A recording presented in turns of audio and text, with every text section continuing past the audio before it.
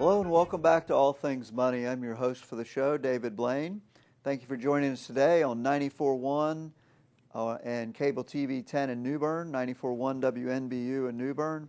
During the first segment, we talked about the soaring cost of college at one specific school, the University of Minnesota, and how administration and administrators are to blame for most of it. As I mentioned in the first hour, if you'd like a copy of that article, just give me a call, 633-0107, or send me an email here at the show, allthingsmoney@dlblain.com. You can also visit us over at the web, www.dlblain.com.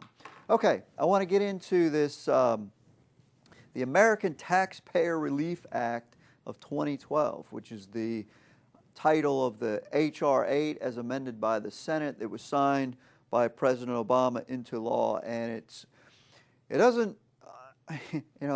a huge bill. It has a lot of provisions in it. It was about 198 pages or something like that.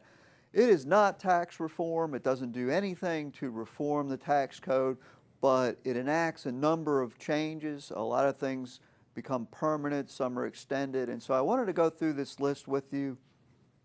I realized that not everything will apply to everyone listening. Obviously, you've got retirees, you've got business owners, you've got people making $1 million a year, you got people making $50,000 a year. Not all these things are going to apply, but I wanted to go through it, not just so kind of listen, pay attention what may apply to you, but also just to kind of get a sense of what was passed. And this was passed, of course, the Democrats saying, making the rich pay their fair share and, sock it to those rich people. And the reality is this bill that was passed does very little tax increases. Most of the tax increases and revenue enhancers are basically the way the Congressional Budget Office works and the White House is they count the increase in tax that would have happened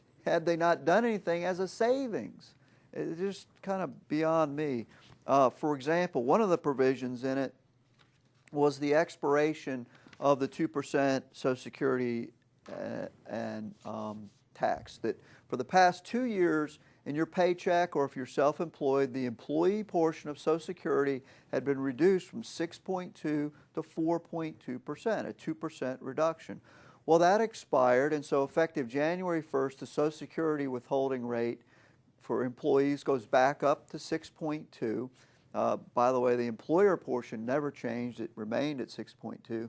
And so in the Congressional Budget Office accounting and the White House accounting, that they count that sunset of the payroll tax holiday as a $93 billion increase in revenue. Now, it is an increase in revenue, but the point is that 2 years ago, the law is 6.2%, and so it was always temporary. And so to then count it as an increase in revenue, they're just getting back to where it was 2 years ago. But anyway, okay, let's start going through some of these changes. Key changes, the tax brackets all remain the same. There's the 10% bracket, 15, 28, 33, and the 35% bracket. They all remain. And what happened is the 35% bracket was sort of subdivided now, so that now there's a 39.3% tax bracket that was carved out of the 35. So instead of 35 being the highest, and the limit for that was about $398,000, anything above that used to be 35%. Well, now at the $450,000 mark for married filing joint, that will go to 39.6. And it's $400,000 if you're single. And so the 35% tax bracket becomes very narrow. It only runs for between $398,350 and $400,000 for single filers. I mean, it just the selection of the $450,000 limit makes no sense whatsoever. And of course, that's because it was passed by Congress, so it makes no sense. So you have a 35 percent tax bracket for single people that consists of $1,650. Just ridiculous. Anyway, so, and this is on taxable income. I mean, you heard all the different things. So this is after adjustments to income, after deductions, things like that. It's taxable income.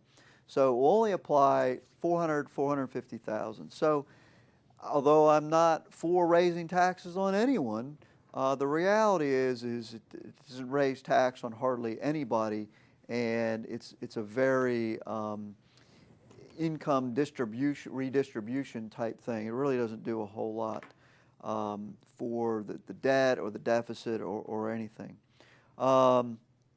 Okay, some other key provisions: marriage penalty relief, which moved the standard deduction from a fraction. You know, it was not twice what the single deduction was. Well, under President Bush, it was raised to twice the single deduction. That was scheduled to expire, and it extends that marriage penalty relief through 2012. Capital gains and dividends, those rates all stay the same, the 0%, 15%. It only goes up to 20% for taxpayers making over the $450,000 limit. Well, that brings us to our second break here. When we come back, we'll continue talking about the American Taxpayer Relief Act of 2012 and how it will impact your taxes this year and into the future. So for All Things Money, I'm your host, David Blain. We'll be right back after a few short messages.